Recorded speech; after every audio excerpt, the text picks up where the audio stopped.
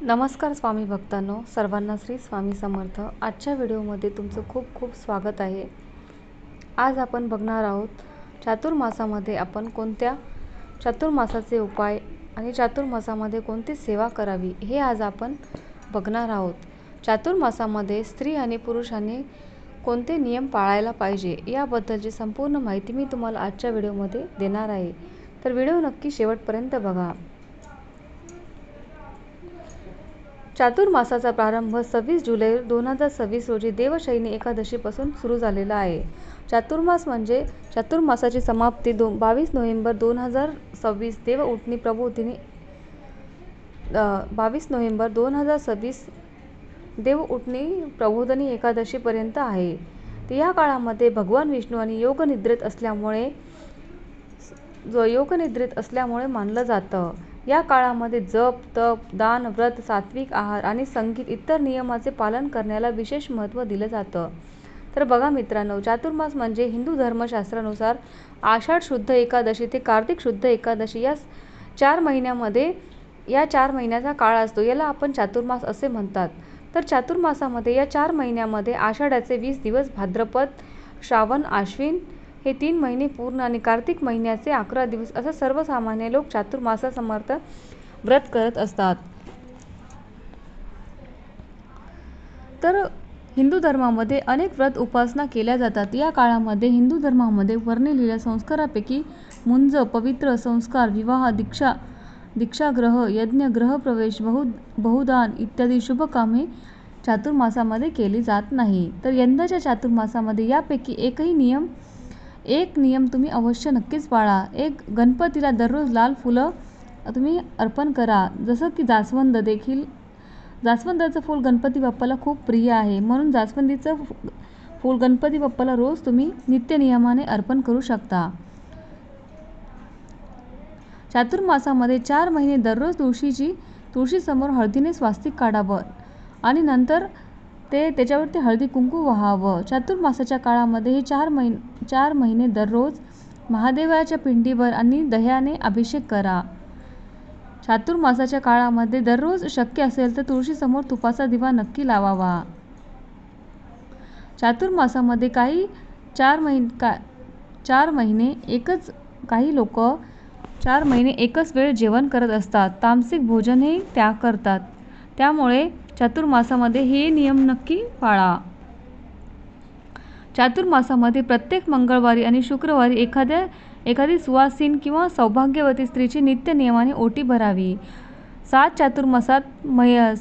चातुर्मासामध्ये सुंदरकांडचा, गीता, रामायण पठण करावे। माणसाच्या जीवनासाठी हे खूप फलदायी आणि पुण्यदायी ठरते। चातुर्मासामध्ये दान करणे विशेष शुभ फळ दिले जाते। 4 महिन्यामध्ये दान करणे जीवन संरक्षण, आरोग्य फायदेशीर आहे। तसेच या काळामध्ये पितरांसाठी केलेलं दान, पिंडदान करणे उत्तम मानलं जातं। त्यामुळे पितरांच्या आणि आत्म्याला शांती मिळते।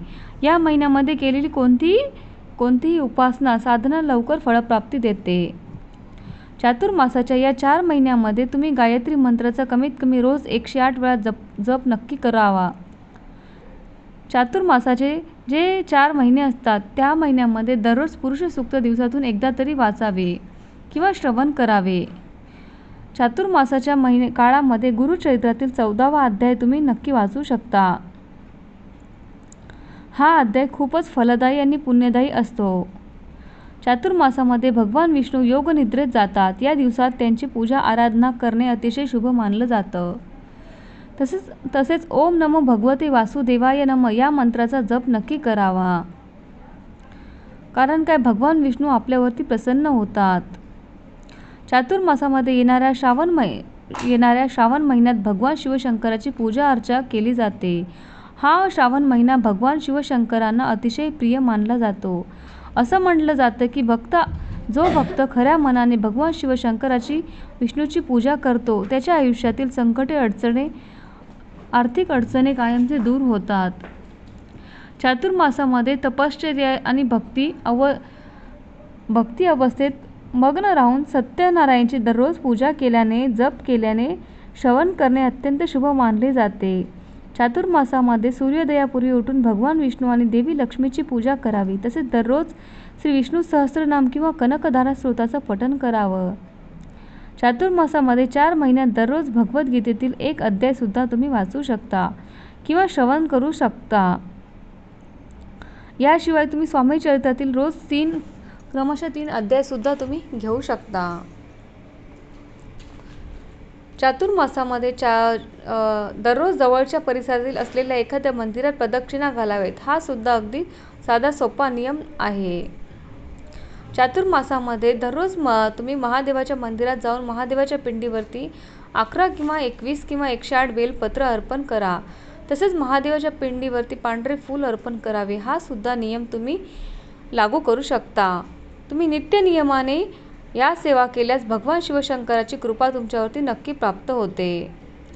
चातुर्मासाच्या महिन्यामध्ये दररोज तुम्हाला आपल्या देवघरामध्ये तुपाचा दिवा अवश्य लावावा. 4 महिने दररोज घरातील देवाला नैवेद्य रोज दाखवावा आणि गाईला घास सुद्धा द्यावा.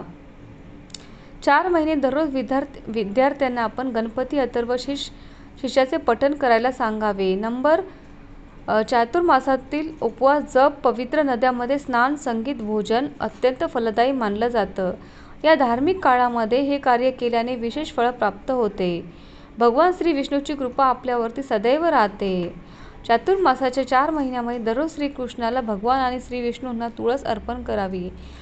23 चातुर्मासातील प्रत्येक शुक्रवारी श्रीसूक्ताचे किंवा 11 वेळा दररोज नित्यनियमाने श्रीसूक्ताचे 11 वेळा नित्यनियमाने पठण करावे. चातुर्मासातील या 4 महिन्याच्या काळामध्ये बेलाच्या झाडाखाली दररोज संध्याकाळी अवश्य दिवा लावावा. बेलपत्राचे झाड हे महादेवाचं रूप आहे, म्हणून त्यांची अवश्य पूजा करावी. अशा प्रकारे आपण मनोभावे काही उपासना, काही सेवा केल्यास आपल्याला लवकर शुभ फळ दिसू लागतो. एक वेळेस तुम्ही जेवण करू शकता असे उत्तम मानले जाते. या 4 महिन्याच्या काळामध्ये तुम्ही एक टाईम जेवण करून पण तुम्ही चातुर्मास करू शकता. जेवढे सात्विक आहार कराल तेवढे तुम्ही चांगले. श्रावण महिन्यामध्ये, भाद्रपद महिन्यामध्ये दही, आश्विनमध्ये दूध आणि कार्तिक महिन्यामध्ये खूप लोक डाळ खात नाही, डाळीचा त्याग करतात. या काळामध्ये शक्यतो पाण्याचा वापर जास्तीत जास्त करावा. शक्य तितके मन आपले भगवंतामध्ये गुंतवून ठेवण्याचा प्रयत्न करावे.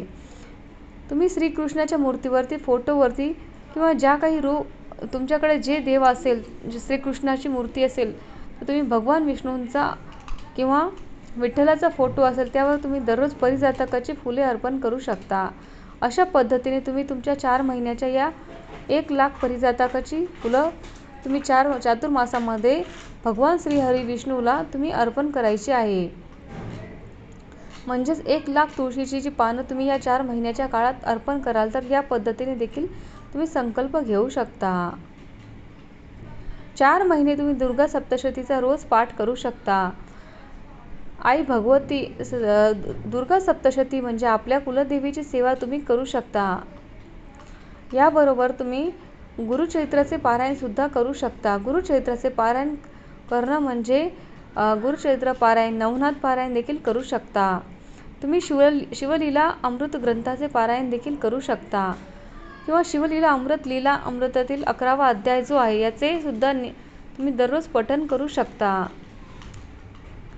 त्याचबरोबर श्री गणेशांना लक्ष दुर्वाचक 1,00,000 दुर्वा तुम्ही गणपती बाप्पाला अर्पण या 4 महिन्यामध्ये या काळामध्ये अर्पण करा. या पद्धतीचा देखील तुम्ही संकल्प घेता आला तर तुम्ही नक्की घेऊ शकता. आषाढी एकादशीपासून ते कार्तिक एकादशीपर्यंत महादेवाला 4 महिन्यामध्ये 1,00,000 पांढरे फुलं अर्पण करतात. म्हणजेच रोज काही असं ठरलेलं नाही, रोज 1,000 2,000 असं काही नाही. रोज म्हणजे जितके होतील तितके तुम्ही फुलं महादेवाला अर्पण करू शकता. मोजून शिवलिंगाला फुलं अर्पण करतात बरेच जण कांदा, लसूण, वांगी हे 4 महिने सोडतात आणि कांदा लसूण न टाकता पदार्थ बनवता येतात.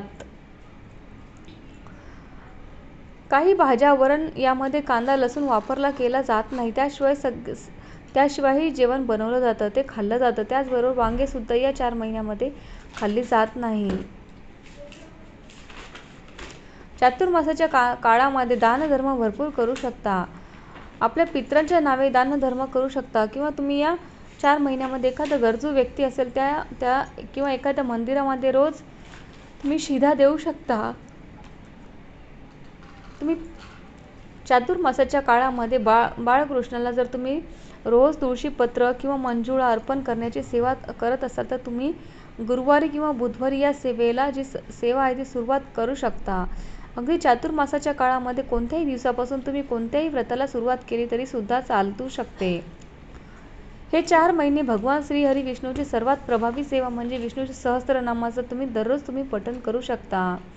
विष्णू सहस्त्रनामावली म्हणत म्हणत तुम्ही आपल्या देवघरातील बाळकृष्णाची मूर्ती जी आहे त्यांना तुळशीपत्र अर्पण करू शकतात. पिवळी फुलं जी आहेत ती देखील अर्पण करू शकता.